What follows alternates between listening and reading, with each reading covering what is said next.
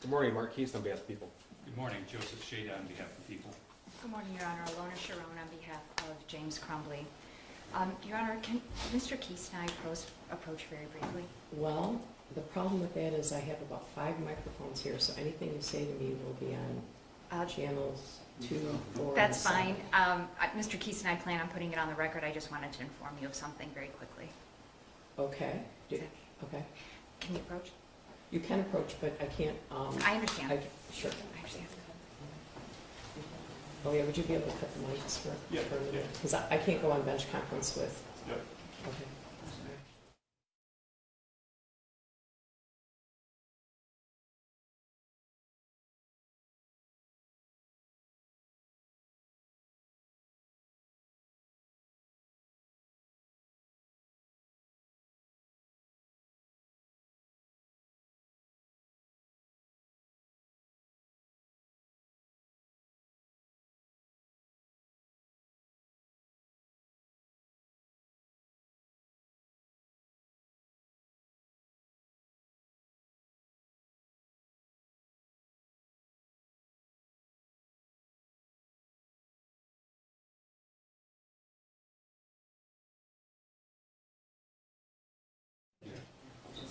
All right, you guys are good.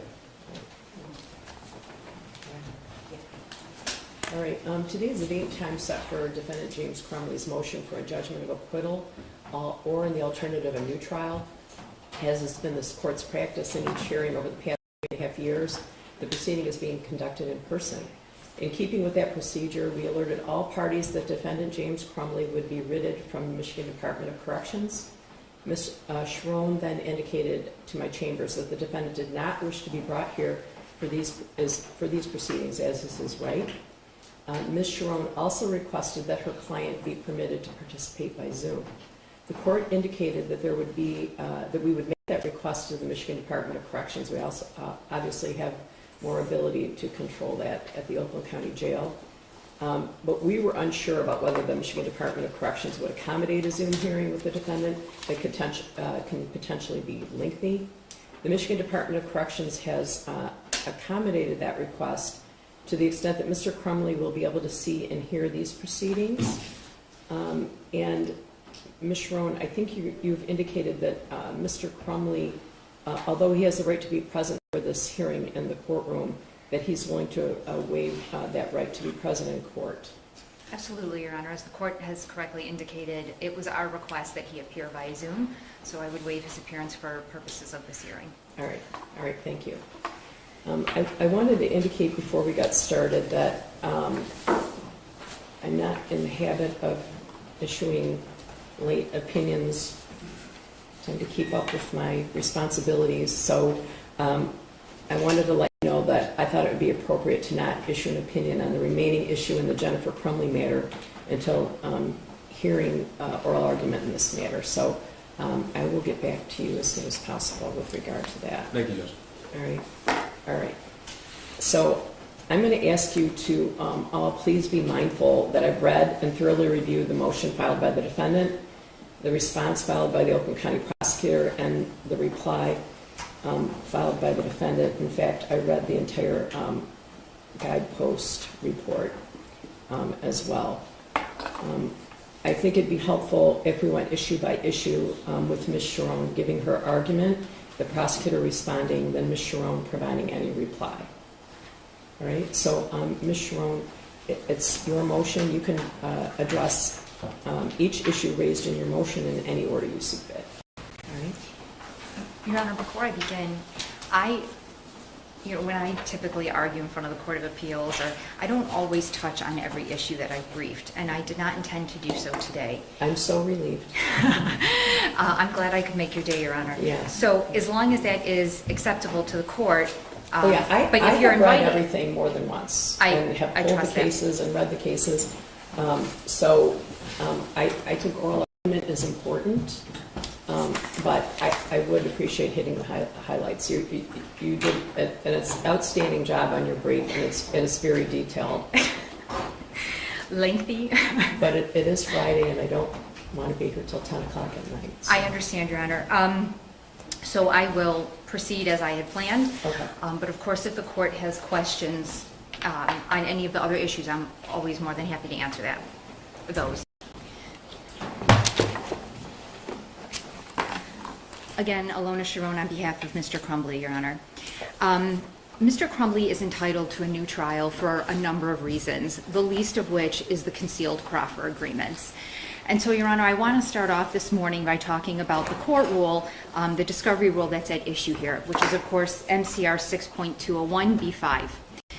Your Honor, the prosecution would read the court rule so that the phrase, quote, for testimony modifies all terms of that subsection. So it would modify any plea agreement, grant of immunity, or other agreement. But the prosecution's suggested reading of the court rule does not comply with our rules of statutory interpretation, rules of grammar and punctuation, and perhaps most critically, Your Honor, it does not comply with the purpose of the court rule. First, Your Honor, the court rule is not ambiguous. The use of commas in B5 separates each clause such that the rule requires the prosecution to disclose any plea agreement, 1, 2, any grant of immunity, or 3, other agreement for testimony in connection with the case. But if Your Honor does find that the court rule is ambiguous, then it should look to the rule of the last antecedent. And under the rule of the last antecedent, Your Honor, the clause for testimony modifies other agreement and not the first two phrases, plea agreement or grant of immunity. Under the rule of the last antecedent, Your Honor, and just general rules of punctuation, a comma would have to be inserted after or other agreement to reach the prosecution's reading. So essentially what the prosecution is asking Your Honor to do is read a comma into the rule that isn't there. And we're told by our case law that we presume the drafters of these rules are familiar with rules of punctuation and grammar, Your Honor. But the most compelling reason, Your Honor, that the prosecution's reading of the court rule must fail is because it's not supported by the purpose of the rule. MCR 6.201B5 is born out of Brady versus Maryland, Your Honor, 373 U.S. 83. That case requires a prosecutor to, quote, disclose any information that would materially affect the credibility of his witness. In People versus Atkins, 397 Mich. 163, our Supreme Court stressed that the focus of requiring disclosure in such situations is to reveal factors that the jury may consider in weighing a witness's testimony and which may motivate the witness to give certain testimony. Well, let me ask you this. Yes. I don't want to mess with your mojo because you're sort of on a roll. Don't worry. I've got more mojo than I can handle right now. So what if I agree that the prosecutor violated the rules with regard to discovery? What if I agree with that? So where does that take us next? Yeah. So, Sure. So you're telling me about a Brady violation. But No. What is the remedy? What is the remedy if there's a violation of the rules of discovery? Just plain old 6.201B2. Sure, Your Honor. And I will answer that question in 10 seconds. Okay. I do just want to point out, because I feel like when the other defendant's case was argued, there was this sort of conflating of discovery violation versus Brady violation. They're separate. But, okay, and I believe that Your Honor understood that concept. I just didn't feel like it was super clear on the record. So right now, I'm addressing the discovery violation. So as to your question of what is the remedy, right? What is the sanction? Well, because then you started telling me about Brady, so I agree with you that they're separate. So, Your Honor, I referenced Brady because 6.201B5 is drafted in the spirit of Brady. It is drafted in the spirit of protecting a defendant's right under Brady, but they are two different claims. Okay. As to the sanction or the remedy, Your Honor, so we look to 6201J, right, that talks about violations. And under the court rule, as well as the applicable case law that's cited in the brief, Your Honor has wide discretion to grant an appropriate remedy or sanction. And Your Honor should be guided by a variety of considerations. First, if you just look at the plain language of 6201J, it lists several examples of remedies that Your Honor could use, except none of those would be helpful in this case because the prosecutor didn't disclose until following conviction. So then you look, you keep reading, or enter such other order as it deems just under the circumstances. And you're saying that would be a whole new trial? Your Honor, because it is the only way to make Mr. Crumbley whole. It is the only way to correct the violation of the court rule. If someone could suggest to me some other sanction that could remedy this wrong, I'm happy to hear it, but there isn't one, right? And that's why the prosecution has to keep hounding this argument that they didn't have to disclose this immunity proffer agreement, Your Honor. Your Honor, I guess I would ask you, if you are at the point where you feel like this was a violation of the discovery rule. I likely do. Okay. I can take the message that Your Honor is telegraphing, Your Honor. I do want to remind the court that back on January 31st, when Jennifer Crumbley's case was being argued, Mark Keast argued to this court that his office did not have authority to grant immunity outside of statutory immunity. That's a direct quote. The only way to grant immunity is to petition the court. It now seems You're that... talking about oral argument on Mrs. Crumbley's motion? Yes, Your Honor. Okay. And I do cite to it, I believe in the brief. Oh, you're talking about this year, not talking about the trial? Yeah. Correct, Okay. Your Honor. Right. So it's remarkable, and it should be remarkable to this court, that it appears at this point in time they've abandoned that argument, Your Honor. It's nowhere in their response brief. I don't know what Mr. Keast will argue today, but they absolutely do have the authority to bestow immunity outside of statutory immunity, and that is what this argument was. So to go back, Your Honor, to the remedy, I do want to talk a little bit more about that. According to our case law, when Your Honor determines the appropriate remedy for a discovery violation, you must consider and balance the interests of the courts, the public, and the parties in light of all the circumstances, including the reasons for noncompliance. Your Honor's paramount interest is that the discovery should facilitate the search for the truth. The public's interest, Your Honor, is that when a trial concludes, it can have faith in the outcome of the trial. And obviously, a party's interest is that it be able to properly prepare for trial. And the court should also consider whether the objecting party was surprised. Every single person in this courtroom, with the exception of 4 people, were surprised, Your Honor, by the existence of these proffer agreements. In People v. Taylor, 159 Mishap 468, the court instructed that the first question for Your Honor to answer when fashioning a remedy is whether the party's interest in preparing his own case or his opportunity to test the authenticity of a witness or the authenticity of evidence has been prejudiced, which it has been here, Your Honor. Can I ask, I want to ask you about Taylor, but Yeah. Can I ask you what kind of immunity you say that they conferred? Because it's not transactional, right? And with regard to use immunity, doesn't use immunity protect a witness against compelled testimony? There was no testimony compelled by either Ejac or Hopkins. I think your brief says pocket immunity.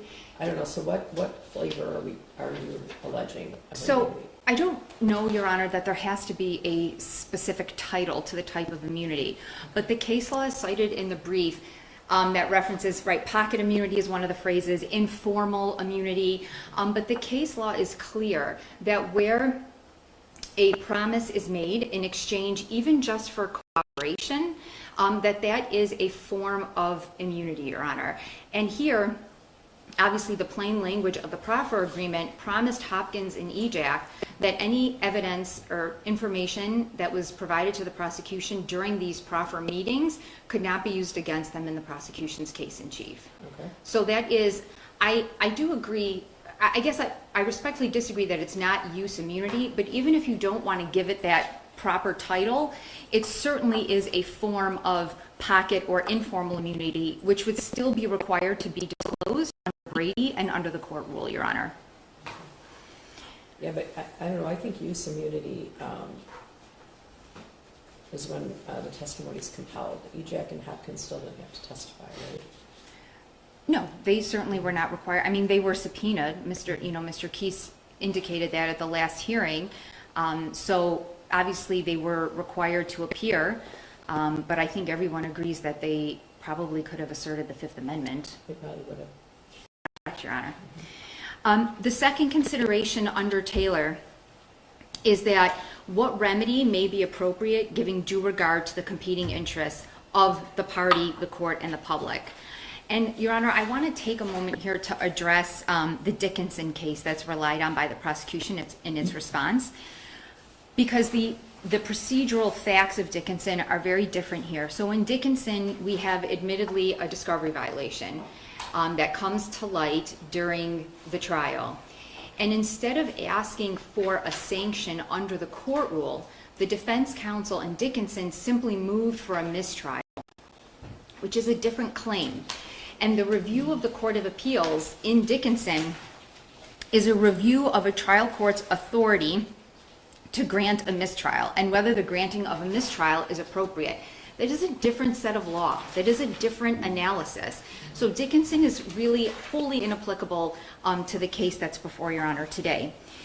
Well, you mentioned Taylor, but in Taylor, U.S. Supreme Court case, the Supreme Court affirmed the trial judge's exclusion of a defense witness not included in discovery, and there was some other. I was just going to get to that case. Yes. Right, but that was kind of the easy button there, right? Because it was that witness was going to commit perjury. There was some underhandedness, and the witness wasn't disclosed at all, right? And the Correct. witness was going to perjure himself. In this instance, we don't have a witness that's undisclosed, right? Correct. Ejak and Hopkins were on the witness list from the beginning. They testified at the preliminary examination, right? So Taylor's a different scenario, isn't it? Your Honor, and I don't use Taylor for the purpose of the facts being necessarily on point, but what the case for. May I address that? Sure, go ahead. Okay. So, and Your Honor has touched on this a little bit, but just to kind of reiterate the basic facts in Taylor, the defense counsel at the first day of trial moved to amend his witness list to include two witnesses, one of which he said was much more critical than the other, and reasoned that he didn't provide the name in a timely fashion and pursuant to the discovery order because he had trouble locating him, so he didn't have an address, and that the witness had seen the entire incident from which the criminal charges stemmed. And both of those things were lies. Correct. Mm-hmm. That is correct, Your Honor. So the judge tells the lawyer, bring your witness in tomorrow, make inquiry, and I'll make a decision. But what is remarkable in Taylor, Your Honor, is that you have a defendant who has a constitutional right, a due process right to present a defense, a constitutional right under the compulsory process clause to present evidence that is favorable to him. And despite those guarantees under the United States Constitution, the United States Supreme Court affirmed an incredibly severe sanction, Your Honor. Incredibly severe, okay? So what do we take away from Taylor? If the violation is intentional, okay, if there is bad faith behind the violation for the purpose of gaining a tactical advantage, a severe sanction is warranted. That's what we take away from Taylor. And Taylor said that the court can consider whether compliance with the discovery rule is onerous or relatively simple. Your Honor, Mr. Keese provided discovery to defense counsel 34 times. 34 times subsequent to the signing of these proffer agreements. On 34 separate occasions, he consciously decided to continue to conceal these proffer agreements that he was required to disclose under Brady and under the court rule. It was intentional, it was willful, and despite the fact that I frequently forget to attach things to my emails, it was an easy thing to comply with. It would have taken 5 seconds, Your Honor, but he didn't do it. So because the violation is intentional here and willful, it is deserving of the harshest sanction. But Mr. Crumbley isn't seeking the harshest sanction, Your Honor. He is seeking the one and only sanction that can right the wrong, that can make him whole, and that is a new trial, Your Honor. Anything short of that, and there is no correction to the misconduct, Your Honor. So again, the court is to consider the reason for the failure. So what does the prosecutor's office argue? One, they first argue that it's something that they didn't have to disclose. I really hope by now the court is not taken by that argument. The second reason that they initially argued was that it was never an immunity agreement because they can't bestow immunity, which, Your Honor, the case law cited in my initial brief clearly dispels that argument. The reasons put forth by the prosecutor are incredible, and they should not persuade this court to conclude that the misconduct was unintentional. Your Honor, the prosecution team consists of 83 years of legal experience. Karen McDonald, 26 years and a former judge. Mark Keast, 19 years. Dave Williams, 29 years.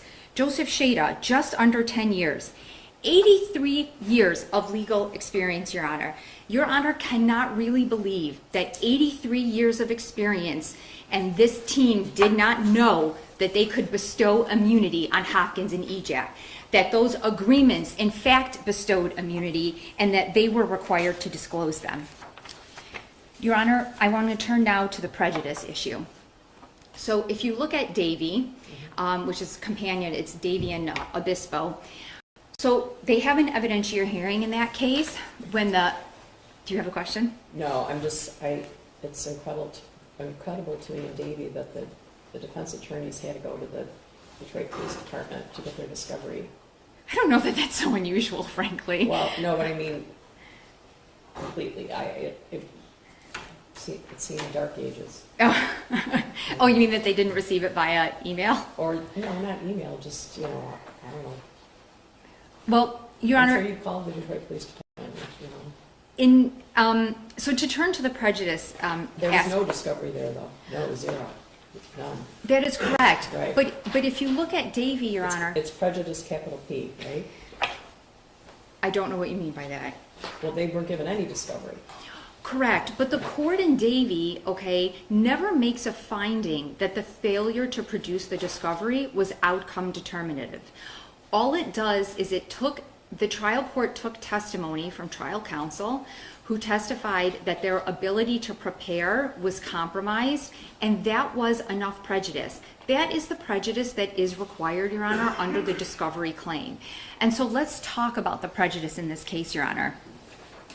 James Crumbley was prejudiced because he was unable to effectively cross-examine the witnesses as to their bias and motive. He was unable to fully prepare his case.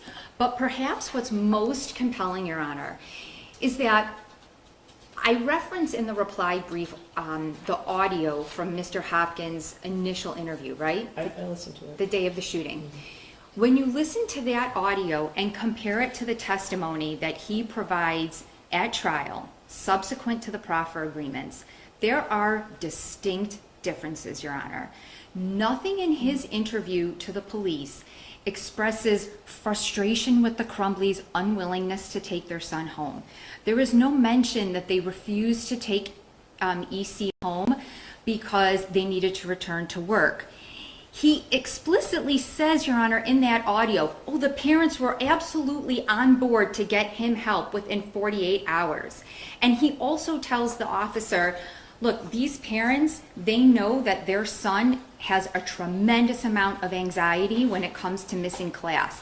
So much so that he tells the officer that James Crumbley told him he wanted to plan a family vacation and EC was going to have to miss class for it, and told his dad, I don't want to go on the vacation. I cannot miss school. I cannot miss class. So you go from these statements that he makes, right, within hours, of the shooting, where he does not express any frustration with the Crumbleys, any concern about James Crumbley, that he is disinterested, that this meeting ends abruptly. And when you compare, Your Honor, those statements to the officer shortly after the shooting and his testimony, where he talks about the meeting ending abruptly, the parents not acting appropriately with EC, and I detail it all in the brief. I don't think I need to repeat it. But not disclosing the proffer agreements, Your Honor, it robbed him of the inference that this gentleman's testimony shifted as a result of the proffer agreements, Your Honor. Okay, well, this meeting was 12 minutes long, right? I believe it was 20, but 12? 12? Mm-hmm. Yes, but Officer asked him repeatedly about the meeting, about the parents.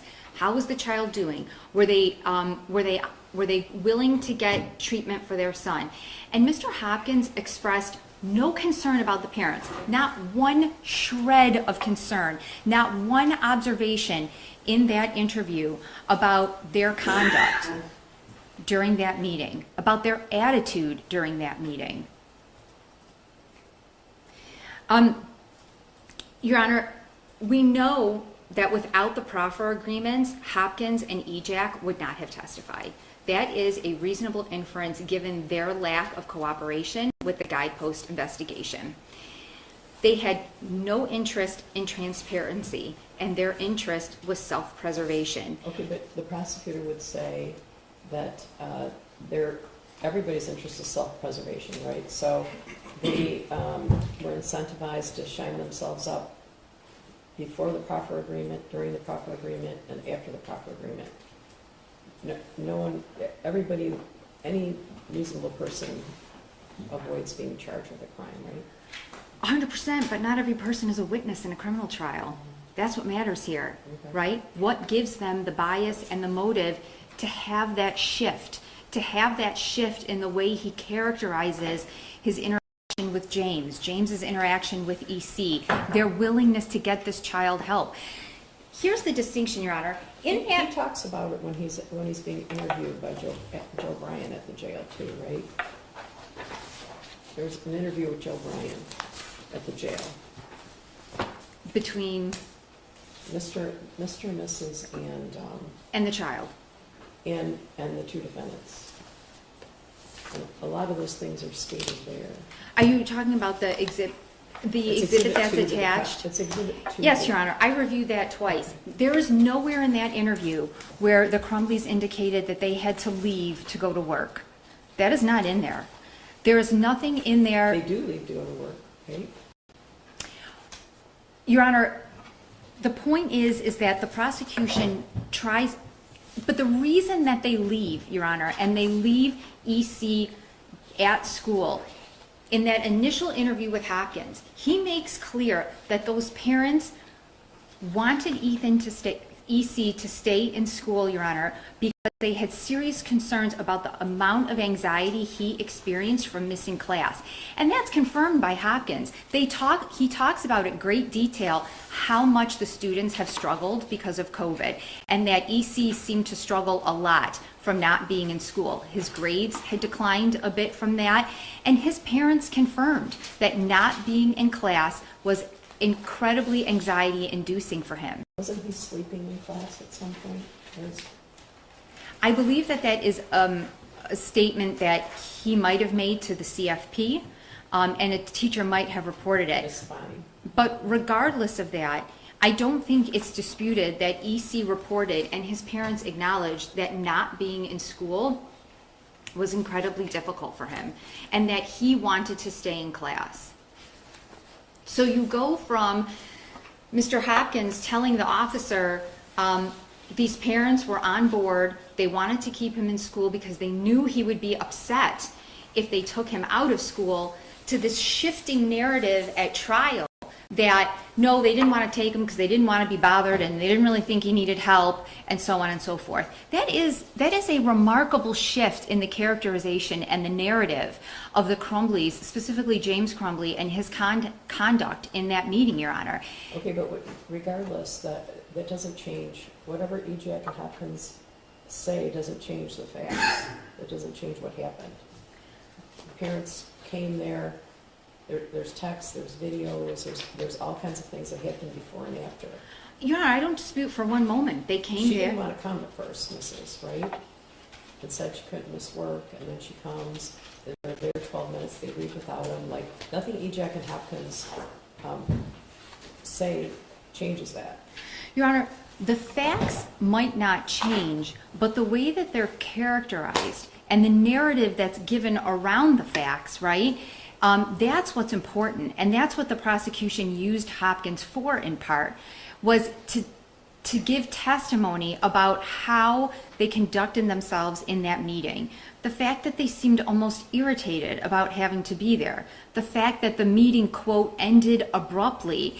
And then this assertion that they really didn't seem to think getting help for him was important, which is the total opposite of what he says in that meeting immediately after the shooting. His exact phrase was, they were on board. That's it.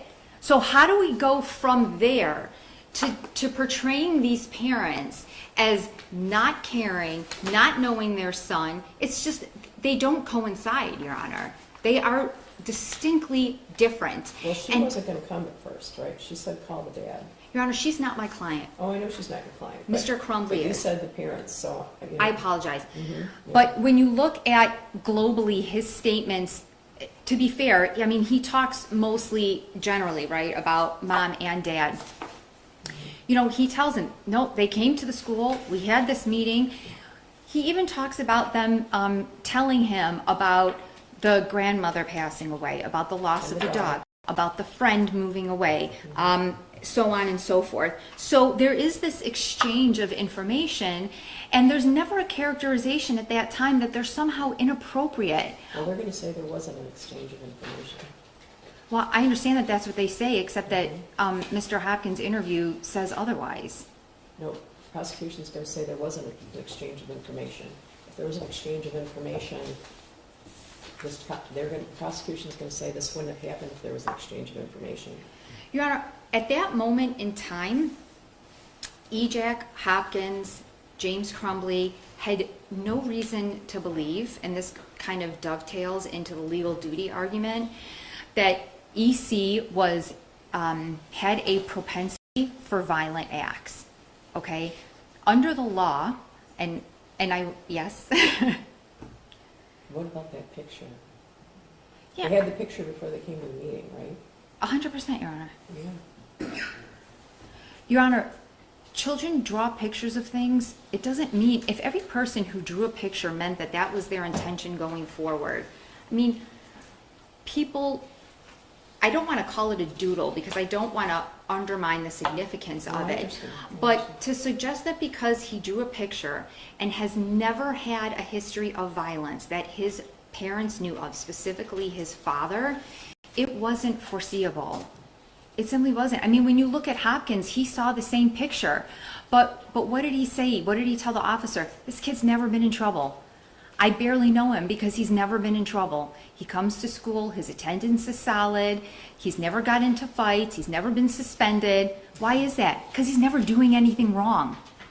You're taking a kid who has no history of behavioral problems, of misconduct in school, and There was a phone call the day before about, there was a phone call, they both were aware of the phone call the day before. I don't know that about there's... researching bullets. Right. And Your Honor, I don't dispute that that happened, but the fact that someone researches bullets, no one disputes that this was a hobby of his. It was a hobby that he enjoyed and that he did with his parents. And in some communities, that's a totally normal hobby for a 15-year-old child to have with his parents. And I think the testimony at trial very much confirms that in this community, that is nothing unusual, Your Honor. But when you look at the narrative that's put forth and how it shifts, James Crumbley did not have the ability to cross-examine these witnesses about why their testimony shifted, why the information that they gave shifted. And it would have been a reasonable argument and a reasonable attack on their credibility, Your Honor, to point to the proffer agreements for the reason in that shift. But again, Your Honor, even under Davey, the prejudice prong is whether or not the defendant's ability to prepare the case has been hampered, right? And that's exactly what you have here. That meeting and their alleged conduct and disinterest in that meeting was a huge part of the prosecution's case. Okay, so you're talking about materiality. Do you want me to let the prosecution respond, or? It's your courtroom, Your Honor. Whatever's It is? easiest for Your Honor. Well, I think it'd be best to issue by issue. I guess I should presume that you're done talking about this part. About But the proffer? Yeah, I am. okay. Well, I'm going to let them respond. and I'll let you reply. Thank you. Okay? Thank you, Judge. And I think the court, some of the court's questions, I think, correctly exemplified part of our argument. And that is the amount of evidence that was presented to the jury that is both uncontested and proved at trial that showed, irrespective of these witnesses, the guilt of the Crumbleys. Okay, but you're jumping to the end. Mr. Keese, do you agree that a prosecutor is under a duty to disclose any information that would materially affect the credibility of a witness? Yes, Judge, Brady If I obligations, had of a course. dollar for every time I said credibility is always at issue, I could retire right now, Yes. right? Credibility is always at issue, right? And so wasn't the defense deprived of a robust cross-examination? No, Judge, and I do want to point out that the interview that counsel is referring to, that was turned over to defense. Defense counsel had that Are you in the talk- first. Are you talking about the audio tape she sent me or Exhibit 2 to your brief? Which The interview of Mr. Hopkins from November the 30th of 2021, along with the narrative statement Okay. summarizing that. Sure. So counsel had opportunities, if counsel sought at trial, to try to cross-examine on any inconsistencies. I don't believe there to be any material inconsistencies, and I'll get to that, Judge. I do want to highlight just a few things. I want the court to recall that the evidence showed that it was approximately 1:10 p.m. on the afternoon of November the 30th, 2021, when the active shooter alert went out to parents of Oxford High School students. Those parents raced to the high school in hopes that their children were unharmed and alive. But James Crumbley didn't. He went home. He went home to look for the gun that he bought his son just 4 days before. He went home because he knew his son was the shooter. James Crumbley is the person who bought the murder weapon. He's the person who didn't lock it up, even though he was given the cable lock and an easy way to do so. James Crumbley knew his son had lost his only friend just the month prior. James Crumbley knew that his son's only hobby at this point was going to the gun range, and that his son had voiced signs of mental distress months prior. It was James Crumbley who wrote to his wife, "My God, WTF," when he was shown that math worksheet. This series of choices that I've just outlined led directly to the deaths of Hannah St. Juliana, Madison Baldwin, Tate Muir, and Justin Schilling. And those series of choices had absolutely nothing to do with Ejac or Hopkins. But not only that, I dispute that the crux of the testimony of Hopkins and Ejac was uncontested, because it was uncontested. No dispute that Hopkins called the parents to the school. No dispute that that math worksheet was sent to both of them. He provided a list of mental health resources to the defendants at that meeting. We know that because that's on video. He said he wanted them to get their son help that day if possible. He never testified, and he never told anybody that he had threatened to call the school resource officer or the police. It's uncontested the length of the meeting. We know that because it's on video. We know the shooter went back to class. We know that no discipline was handed out. We also know that neither Hopkins nor Ejac voiced that they thought at that time that the shooter was a threat to anyone else but himself. That uncontested evidence was used in part by the defendant to try to cross-examine those witnesses. This isn't testimony used to stretch or to impress the prosecution. That was just what happened. This is not evidence of somebody who is trying to curry favor with the prosecution, Judge. And that's important because ultimately, if the court has already made this decision on discovery violation, ultimately the decision is remedy. I don't think you should, and I would like to go through that discovery violation briefly, if I may. As much as I believe that our position is correct and the law is clear, I don't want to leave the court with the impression that there was an effort to hide evidence or gain an unfair advantage. I understand and appreciate the knee-jerk reaction that occurs when it's learned that a proffer agreement wasn't disclosed in discovery. I've done dozens of them. I've petitioned the court for immunity dozens of times. So I understand that knee-jerk reaction. When a co-defendant flips, they proffer, they're given a plea agreement, and they provide testimony, that always goes to the co-defendant. Always. The same as someone is given immunity to testify. And the court correctly identified this. We petitioned the court for immunity to compel testimony. That's what use immunity is, Judge. And whether or not there is some sort of other name for immunity out there, that is not what was included in the proffer agreements. Well, I think what Ms. Sharon said is they got something. They got the opportunity to tell us what happened in the first meeting and first meeting only, with a promise that we wouldn't use what they would say to us should they be charged later on. Well, there's an incentive there, right? Judge, to the extent that they had any incentive to tell us what they wanted to or tell the police, that would have existed irrespective of the proffer agreement or not. They were sued in, I think, 1 week after the shooting. Multiple lawsuits, they're sued personally. That was not a secret. The civil depositions occurred post-exam, pre-trial. Trial counsel had copies of their depositions. Sean Hopkins testified 4 times. Nick Ejak testified 3 times, each without protection. Well, they testified before the proffer in the civil case. No, civil case was post-preliminary examination, pre-jury trial. Where were the depositions in the civil case in relation to the proffer, Post-proffer. post-proffer? Yes, proffer's 2021. I don't know the date offhand of the civil depositions. I do know that it occurred because we obtained the transcript, as did trial counsel. The prosecution was not a party to that. Now, I say all of this because I appreciate the advocacy for a defendant as well as that knee-jerk reaction. But it is one thing during the appellate process to argue the interpretation of a court rule and quite another to assign ill intent. And I think that's important for the court to know when reviewing remedy. Okay, but you're not telling me that it was a boo-boo, right? It was intentional, that it was, there was a willful non-disclosure.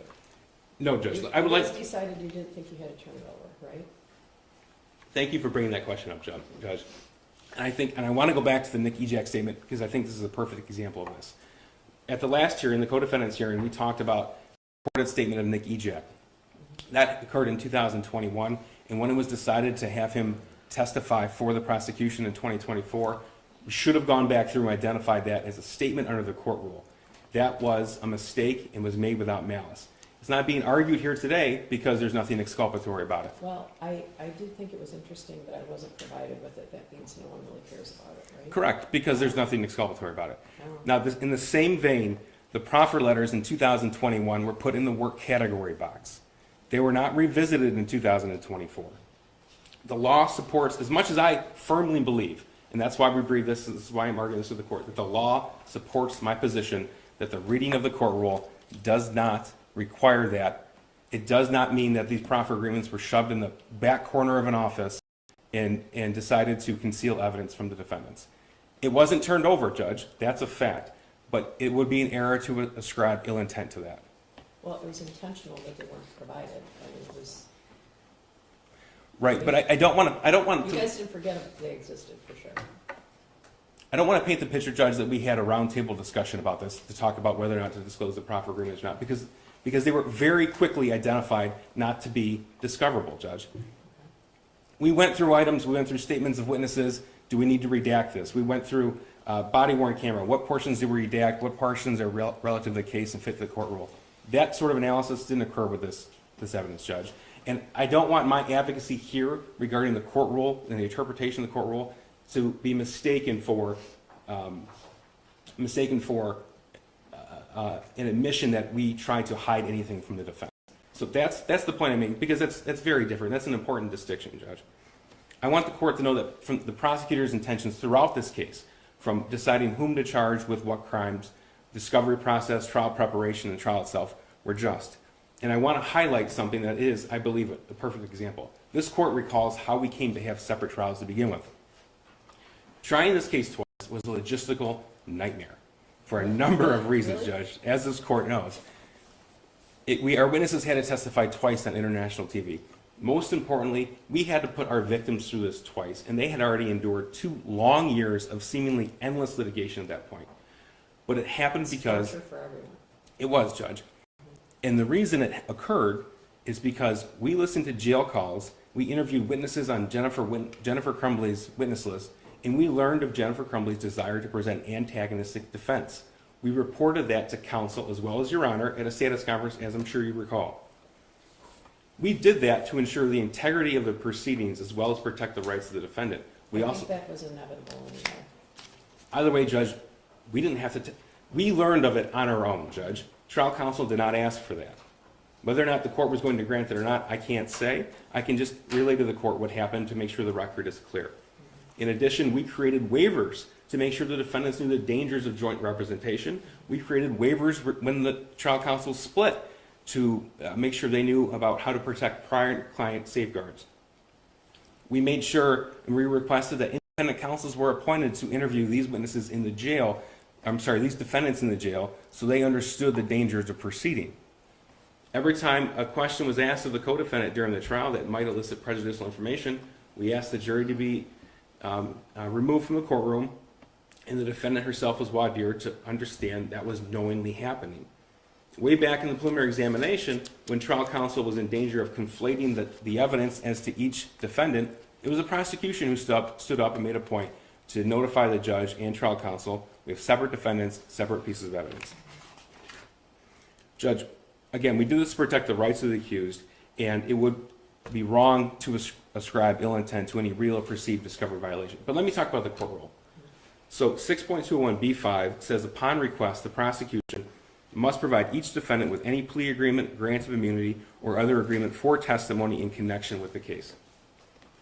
I do not agree with counsel's interpretation of the rule that for testimony does not apply through all three phases here, and I certainly do not agree with counsel that these proffer agreements were immunity agreements. I talked about this at the last hearing, Judge. If the court has questions regarding that, I can certainly go through it again, but I'm sure the court recalls. I adopt those arguments here today. As much as counselor or the court cannot inject a word or phrase into a court rule, at the same time, we can't make an agreement something that it's not. We met with these witnesses to prepare them for trial multiple times. The proffer agreements never came up again. Their attorneys didn't even show up for those prep meetings most of the time. That is not a situation that we commonly think of as a proffer agreement that must be turned over. So that is an important distinction, Judge. Let's talk about prejudice now.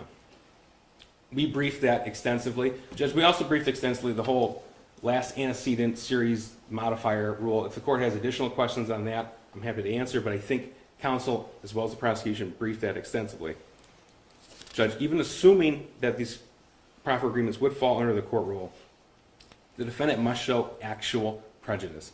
And that's where we look at the same standard as Brady materiality. And that is why I started off with all of these series of choices that James Crumbley made, irrespective of those two witnesses. Evidence is material. This is Chanel 495-142, Yes, Judge. 2014 Michigan Supreme Court case. Yes. And Judge, going back to, I described what happened with the proffer agreements and their non-disclosure. Counsel did make a point to say that I disclosed discovery 34 times and each time chose not to turn that over. That's not true. It was the first time, and it wasn't revisited. That's an important distinction. It's not splitting hairs, and again, it's something for this court to keep in mind when determining remedy. I'm sorry, I interrupted you regarding Chanel. No, I just wanted to. Right. I think that's a that's a great case to review because of what happened in that case compared to what happened here, Judge. Sean Hopkins and Nick Ejak were not needed to identify the defendants. They weren't needed to, didn't have motive to put a case on somebody else. The evidence that convicted James Crumbley occurred wholly distinct from anything that Sean Hopkins or Nick Ejak were involved in. Well, the prosecution certainly wanted them here, right? Even though it was only a 12-minute meeting, there'd be a small hole in the trial, right? If they were here. Well, Judge, as a matter of trial strategy, we try to give the jury as much context as we can. It does not mean all of the 20 witnesses were essential to the case. Honestly, we could have convicted the defendant with just Detective Rogowski and Lieutenant or Under Sheriff Willis's testimony, Judge, because the bulk of this evidence came through Facebook accounts, text messages, video, as well as the evidence that was sent to James and Jennifer Crumbley. We didn't even need these witnesses for a foundation for that math worksheet. The fact of the matter is, and we made a... I agree with that. Thank you, Judge. We made a point about talking about the opening throughout the trial and closing. Hopkins and Ejak knew this much about the shooter and about the Crumbley household. That's nothing we ran from. The counsel just argued in support of her position that he didn't know about the shooter because he wasn't in trouble. That's true, and we never tried to argue anything to the contrary. He knew this much. James Crumbley knew this, and that's the point. That's the point. It takes a rare set of circumstances to convict a parent of involuntary manslaughter for the intentional acts of their son. That's why it doesn't happen very often. It takes causation, it takes gross negligence, and it takes foreseeability, Judge. And everything else that James Crumbley knew, that's what convicted him. There just weren't very many factual disputes in the trial. That's the crux of prejudice and materiality. I'm with the court. What do you think about Taylor and Davey, though? Davey is cited by Dickinson, Judge, in support. It's cited by Dickinson. And the crux of Taylor is that the objecting party should not be put in a better position. This would put James Crumbley in a better position. Dickinson's test of outcome determinative prejudice is the guide for this court. And that is why it is the same test for materiality, Judge. Evidence is material if it creates a reasonable probability of a different outcome. That's the standard. What is material is all of the evidence, uncontested, that James Crumbley knew about his son. All the evidence that was proved by a number of different witnesses, not named Hopkins and EJAC, proved by forensic downloads and cell phone, towers, GPS data, that proved that James Crumbley was grossly negligent, that proved that he was both the proximate and factual cause of death, and that this was foreseeable to him. We did sort of get into the argument on the Fifth Amendment aspect of it, I'm sorry, not Fifth Amendment, regarding the duty. Thank you. If the court would like me Do you want to. me to let her respond to you, and then we'll talk about duty? I issued a ruling already on inconsistent theories and duty and unanimity, right? So, Not in this case, Your Honor. but not in regard to this case, but there's plenty of overlap. So I know I'm just stressing that so that you hit the highlights, and I know there's some things in your brief that were not in the brief presented on behalf of Mrs. Crumbley, but yeah. So can she reply to you? Or? It's whatever the court would like, Judge. And there's just one other thing that the counsel mentioned that I neglected to bring up earlier. Only four people in the world knew about these proffers. That's not true. I mean, Hopkins and EJAC both had their attorneys. We never asked for an NDA. We never told anybody to keep it quiet. I have interviewed gang member witnesses before where their safety would be in danger if things got out, if they didn't testify. That's not the case here, Judge. And I keep bringing this up, the difference of what we commonly refer to as proffer, just because I want the court to contextualize what actually happened. I just want the court to be aware of it. The only aspect on duty I want to bring up is that essential part of duty is foreseeability, which was instructed to the jury. That was part of the jury instruction, so that's all on that part, Judge. Thank you. Thank you, Your Honor. A couple things. It's always difficult because I can never read my own handwriting. But when Mr. Key stands before Your Honor and says that these proffer agreements were identified as not discoverable, frankly, Your Honor, that's terrifying. It's terrifying to think about potentially how many other cases they haven't disclosed similar agreements. It's terrifying that a prosecution team with 83 years of experience doesn't know that they have to disclose this under Brady. My reaction is not a knee-jerk reaction. It's a reaction that is born out of the Constitution, out of defendant's right to due process and to present a defense and to cross-examine the witnesses against him. So if our Constitution wants to be called a knee-jerk reaction, then that's fine. But my reaction, and I think the reaction of a lot of people, Your Honor, stems from constitutional guarantees that a criminal defendant has. And I'll knee-jerk react to that all day, Your Honor. Your Honor, you made a comment and sort of went through this litany of events that speak to the virtue of the prosecutor's office. That because they did the right thing in one instance, it means that there was no bad intent here.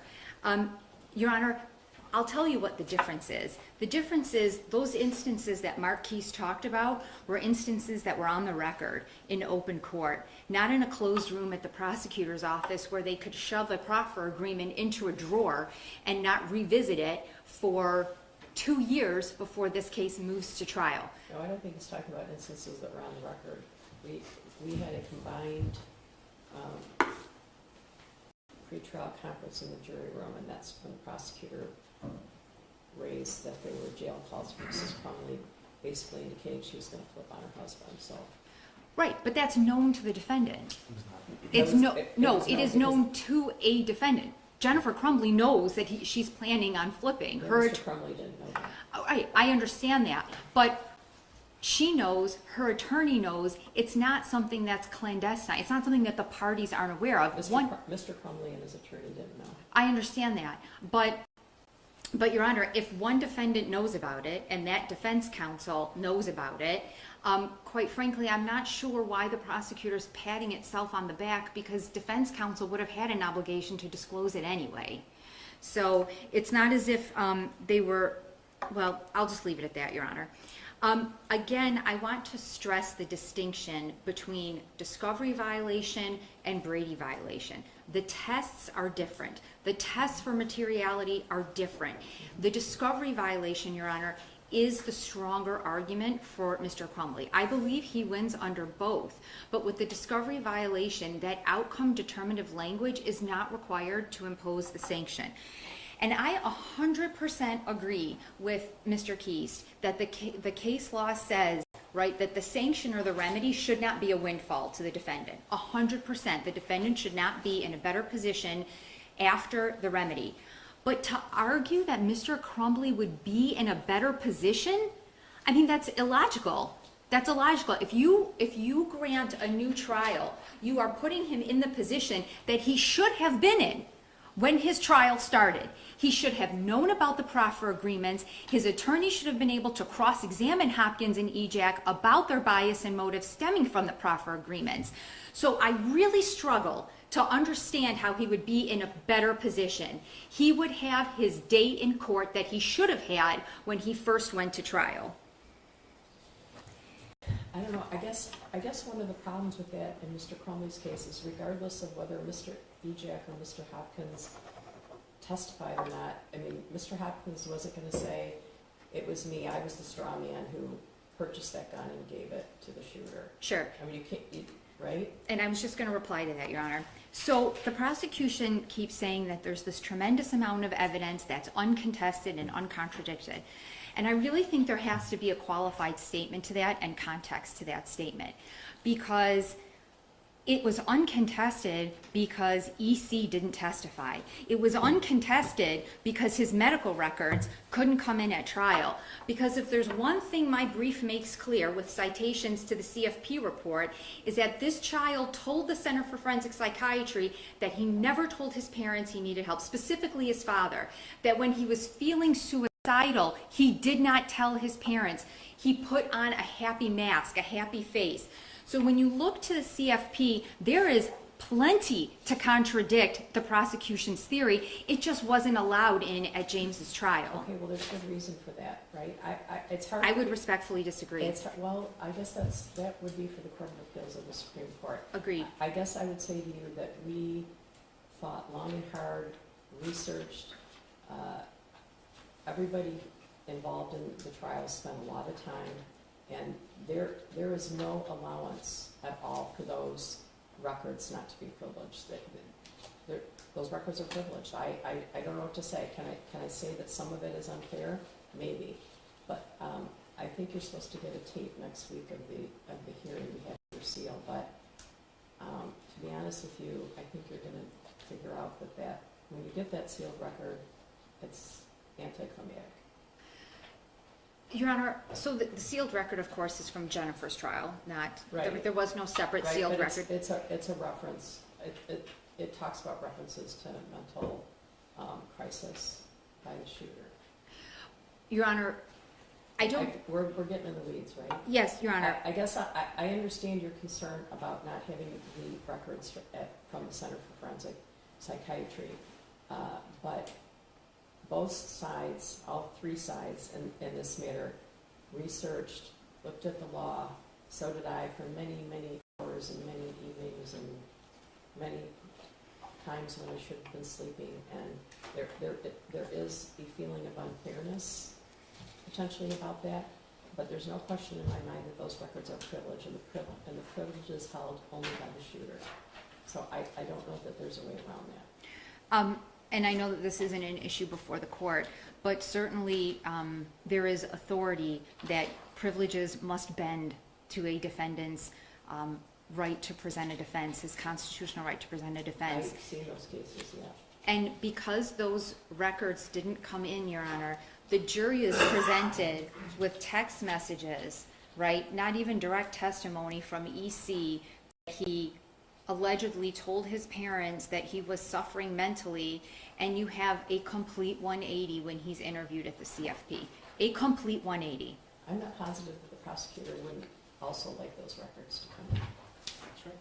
Oh, Your Honor, the records are relevant. First of all, the records in their entirety are not relevant, right? Because there's a lot in that report that deals with information that James Crumbley knew nothing about. And that's never been contested, right? Certain disturbing actions by EC, right? There's no evidence that James Crumbley ever knew about those activities. So that would be completely irrelevant in a trial against him, and it would be highly prejudicial. But what is incredibly relevant, okay, and what prejudiced his defense was that the jurors were never told that EC repeatedly told the CFP that he did not tell his parents he was struggling. He did not tell them he was suicidal. And he specifically explained that he didn't do it because he didn't want his parents to think he was not normal, or he didn't want to make them worry. So, Your Honor, that is incredibly exculpatory for Mr. Crumbley. So what I don't like is this suggestion that there is uncontested evidence. It's uncontested because the evidence wasn't allowed in, not because it doesn't exist, Your Now Honor. we're talking about the fact that he bought his 15-year-old son a gun, left it laying around unsecured, and was presented with that picture in advance of coming to the school. So, Your Honor, and now we're kind of getting into the duty, so can I kind of transition? Sure, well, I know you responded to Mr. Keese, but yeah, so you want to talk, I'm going to let you make a record about duty, for sure. Okay. Okay. Your Honor, so first of all, I would say that additionally, EC, reported that the gun was hidden from him. He went into his parents' room knowing that they were sleeping and removed that gun at a time when he knew that they would be sleeping and that they had hidden it from him. They did a bad job.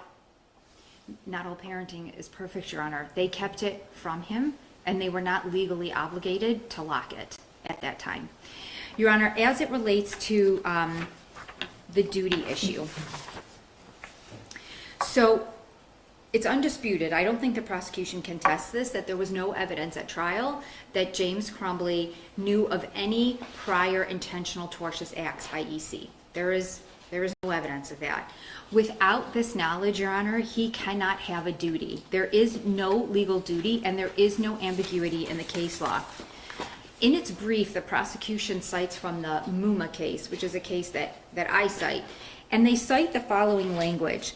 Since the law, as stated above, stresses foreseeability as a prerequisite to a finding of actionable negligence in cases of lack of parental supervision, and we find no such foreseeability here, we hereby affirm the lower court's judgment. That's the quote in the prosecution's brief. But if the court looks to just the preceding paragraph, right, you would see that also in the Muma court, it talks about the child in the Muma case, right? He takes his parents' car and he gets into an accident and inflicts injuries. And the court says that the child did drive the car the day before the accident, but this was after his parents had left for the weekend.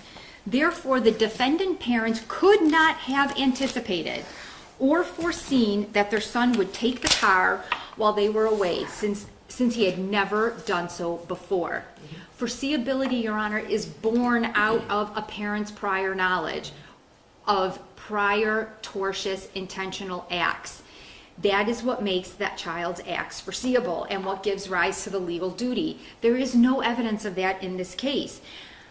What also strikes me, Your Honor, is that the prosecution asserts in its brief that the cases on which I rely do not include this requirement.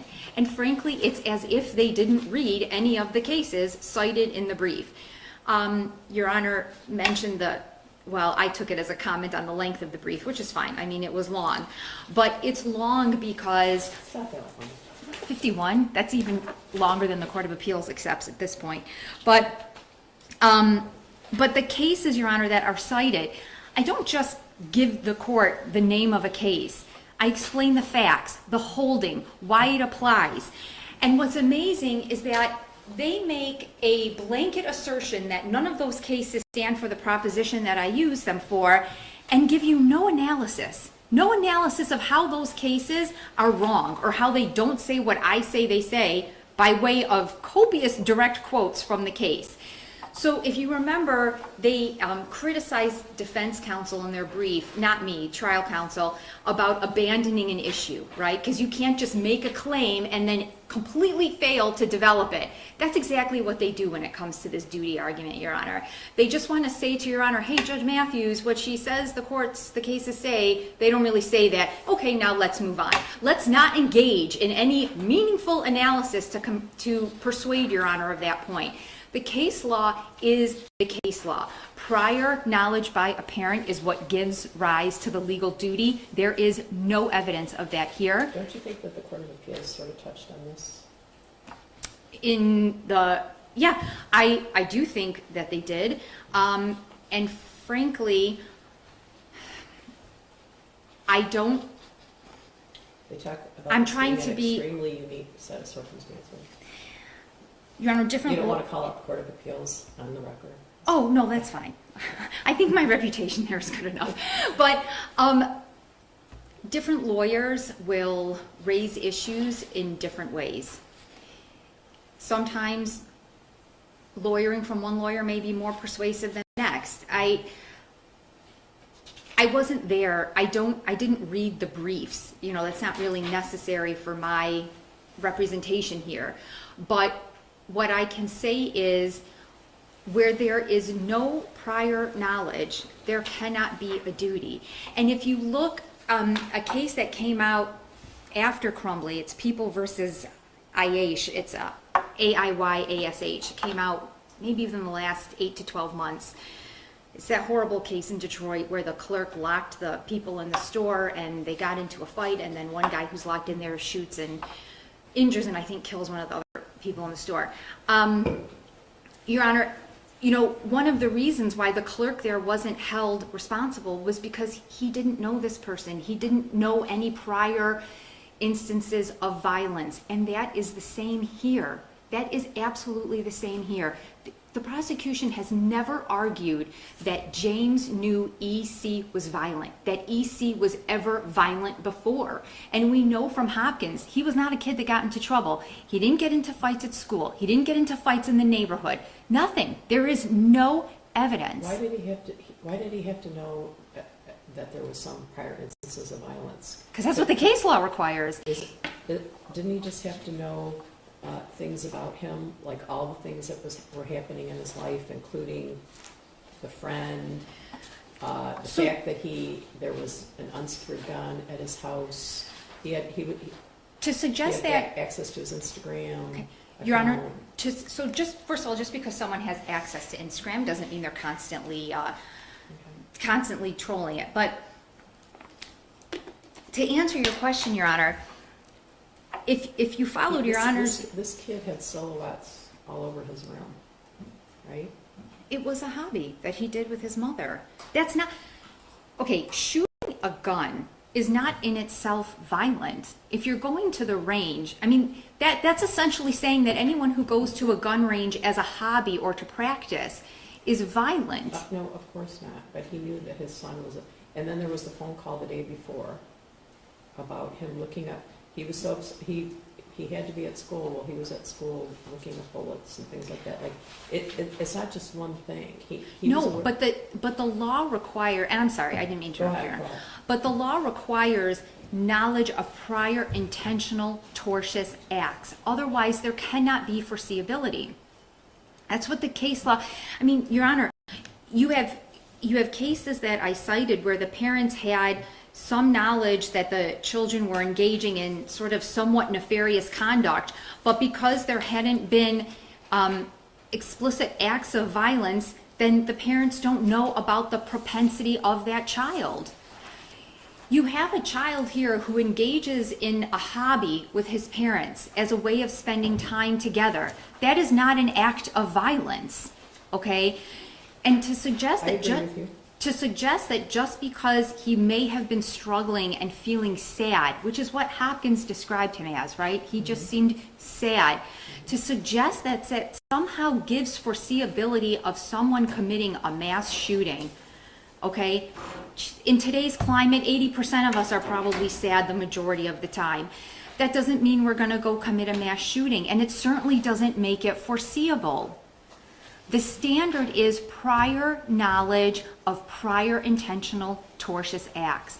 Without that, Your Honor, there is no legal duty for the parent to act. Your Honor, that is my argument as to the duty part. That concludes the duty portion of the program. Does Your Honor want to give Mr. Keys an opportunity? I don't know. Do you want to? Would you like to respond Sure. to the argument? Judge, just briefly. This has been before this court before, so I'm not going to belabor the point. I believe the court is correct. The Court of Appeals did touch upon this, as well as the court. Well, I should say that I'm definitely interested in and required just to consider each defendant individually. Of course. Thank you for making that record, Judge, and that's absolutely true. I bring that up only because the issues are so similar, and I believe the court can draw from that. It is, again, a unique set of circumstances, and the Court of Appeals made this point, as did we in the Court of Appeals, and to the jury. A unique set of circumstances where a parent could be held responsible for the acts of their teenage son.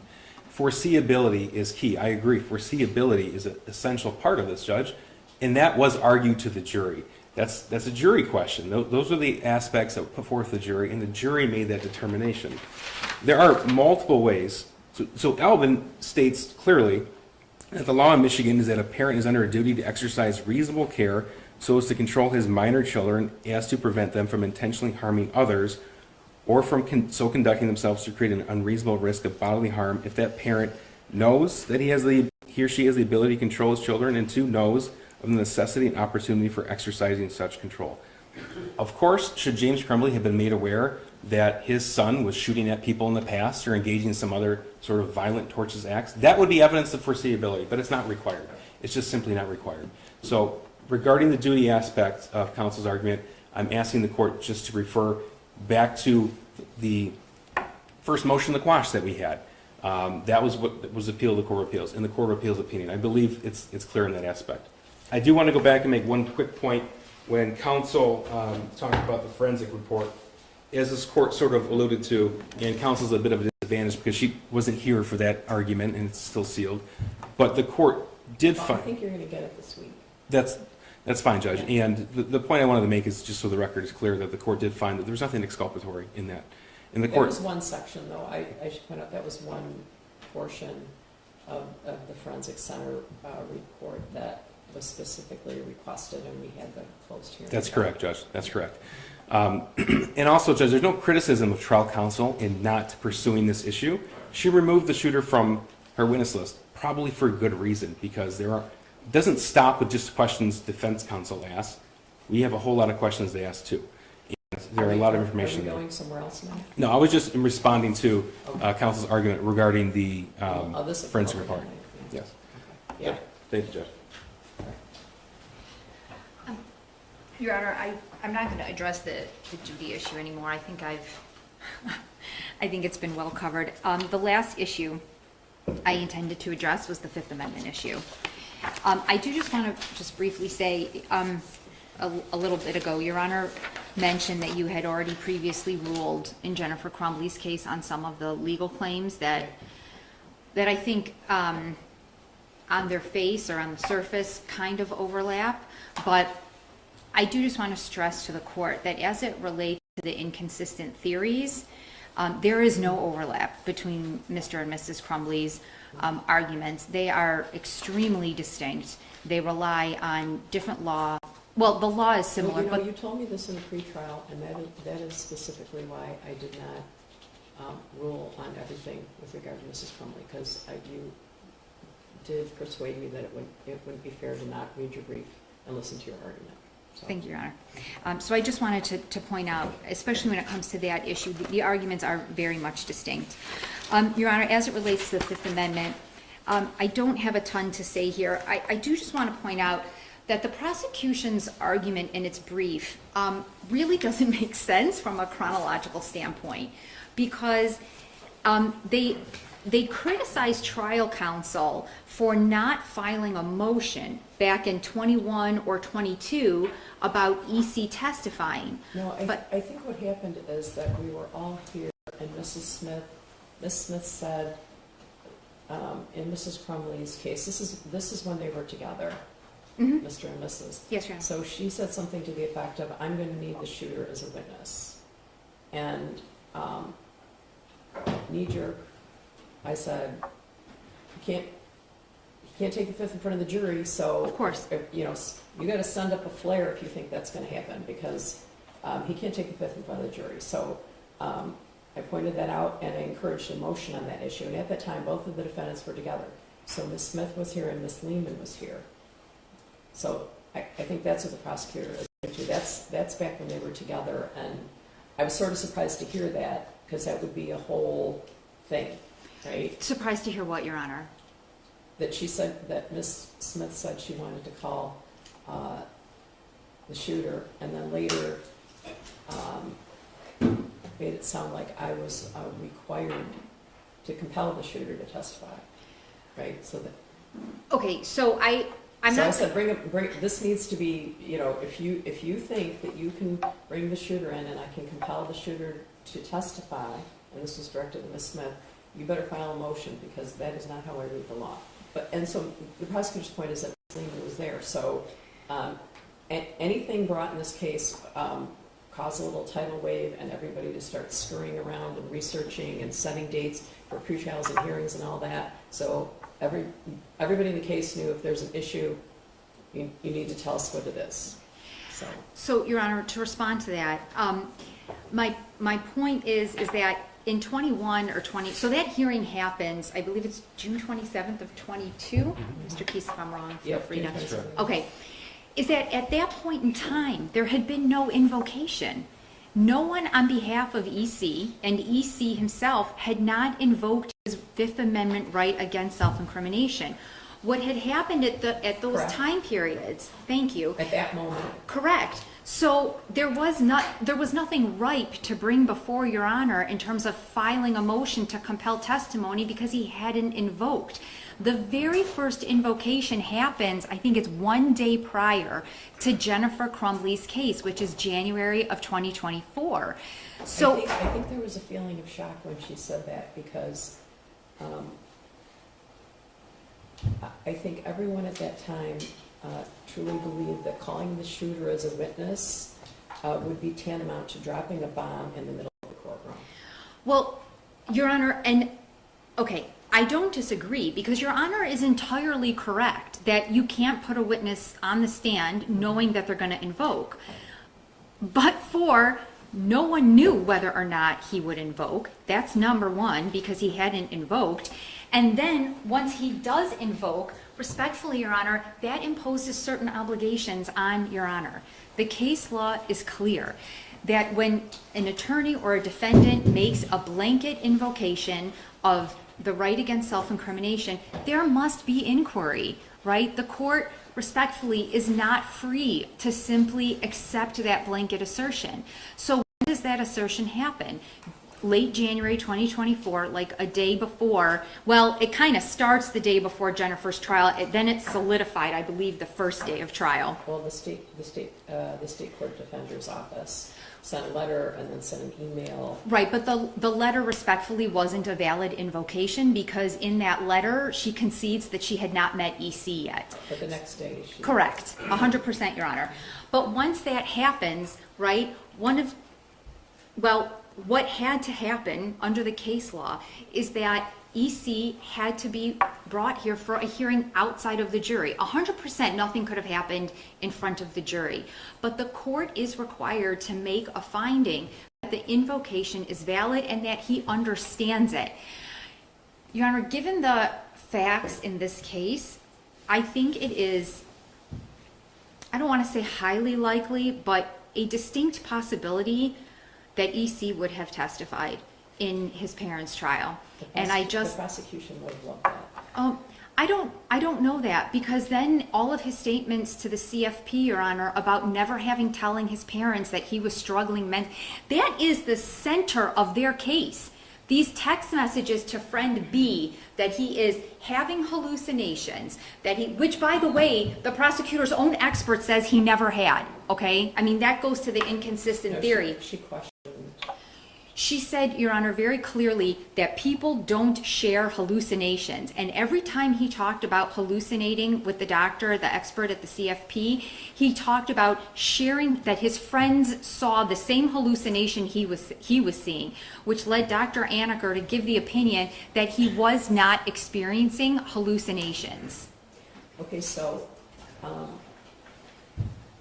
you're saying I didn't correctly handle the Fifth Amendment issue because I didn't bring the shooter here in his bulletproof vest and put him on the stand and ask him if he was going to take the Fifth. But, so you say the Fifth Amendment was not invoked, but I think it was invoked over and over again by his counsel. No, it was invoked. I don't dispute that it was invoked. I dispute that in 21 or 22 that it was invoked, which should have led counsel to file some type of motion. It wouldn't have been ripe at that point because nothing had been invoked, and I think Your Honor agrees with that. But once he invokes, Your Honor is required under the case law to make a finding if the invocation is valid and to make sure that he understands the invocation.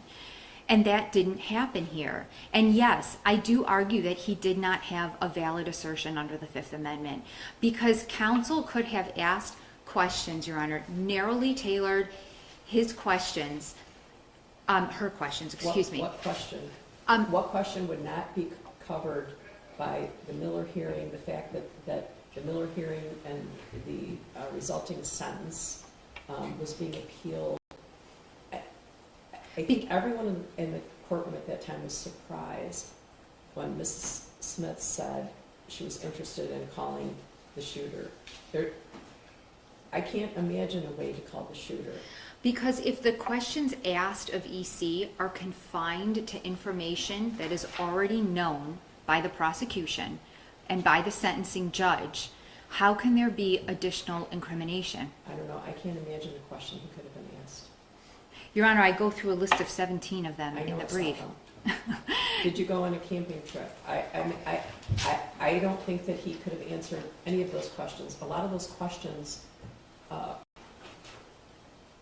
from a Miller hearing because his background. No. That information is lifted from the CFP report. That's why I specifically tailored it to that. That's separate, though. That's separate. Just because he answered questions at a forensic center interview doesn't mean he can be compelled to testify under oath Your Honor, those questions, when they would also be the subject of the Miller hearing, right? They were already the subject of a Miller hearing. They Which is were still on appeal. already 100%.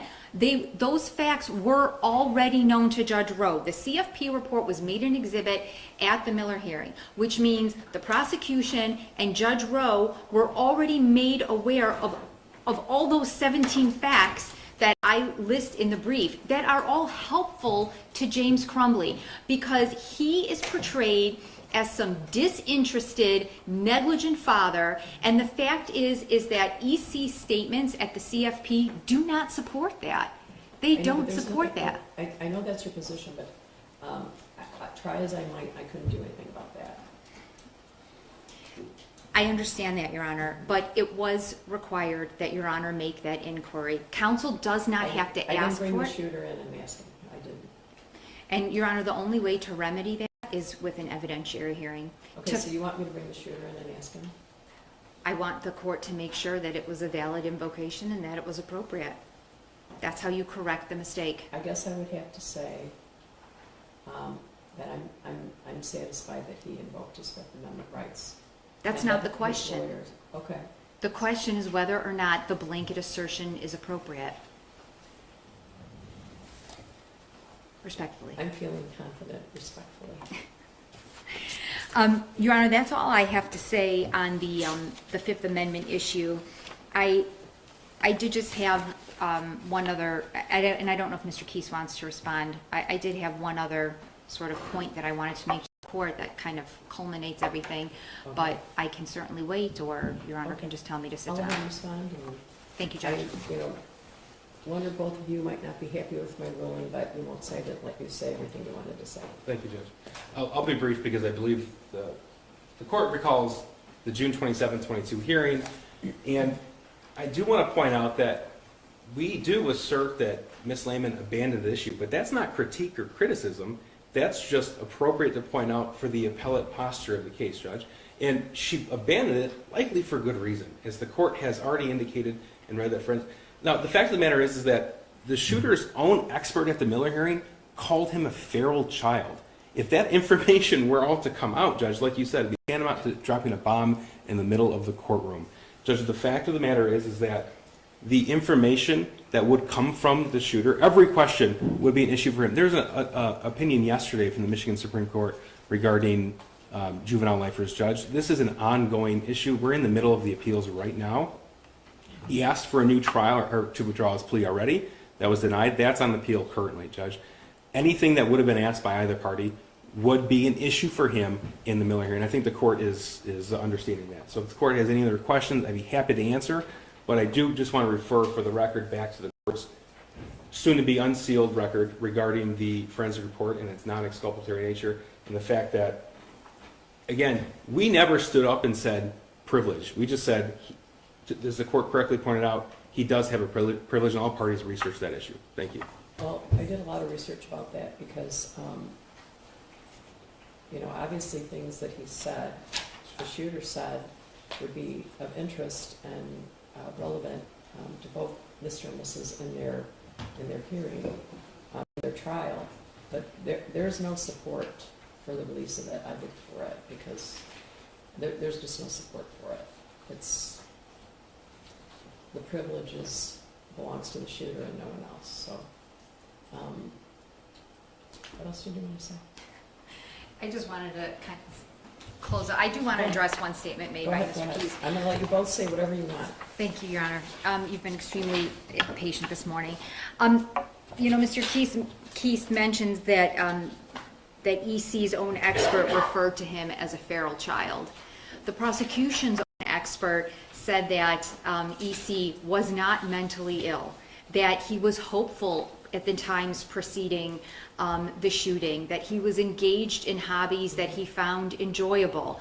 So to the extent that you want to start putting out there what different experts said, it's the prosecution's expert who portrayed EC at his Miller hearing as hopeful and engaged and spending time with his parents and generally had a very good childhood without negligence and abuse. Those are, Your Honor, direct quotes. They are in the brief, and I've attached her testimony from the Miller hearing. So I am not playing fast and loose with the facts, Your Honor. Your Honor, I wanted to just sum up. Every time, Your Honor, that I've seen this topic of the prosecution's misconduct is discussed, whether it was when Jennifer Crumbley's motion for new trial was being arguing, whether it's in the press, the prosecution pivots. It pivots from the attention on its misconduct to the absolutely horrific murders that happened in this case, rather than focusing or even acknowledging their own misconduct. And Your Honor, it is, in my opinion, a very blatant attempt to distract the court and the public from how they failed to give James Crumbley a fair trial, how their misconduct robbed him of meaningful cross-examination and a chance to expose to the jury the biases of Hopkins and EJAC. This case, Your Honor, is gut-wrenching. It is heartbreaking, and it is traumatic for an entire community. But our rules and the court's obligation to ensure due process and a fair trial and full and fair cross-examination cannot bend to emotion, Your Honor. If it does, then our justice system has no integrity, and the rules mean nothing, and the Constitution means nothing.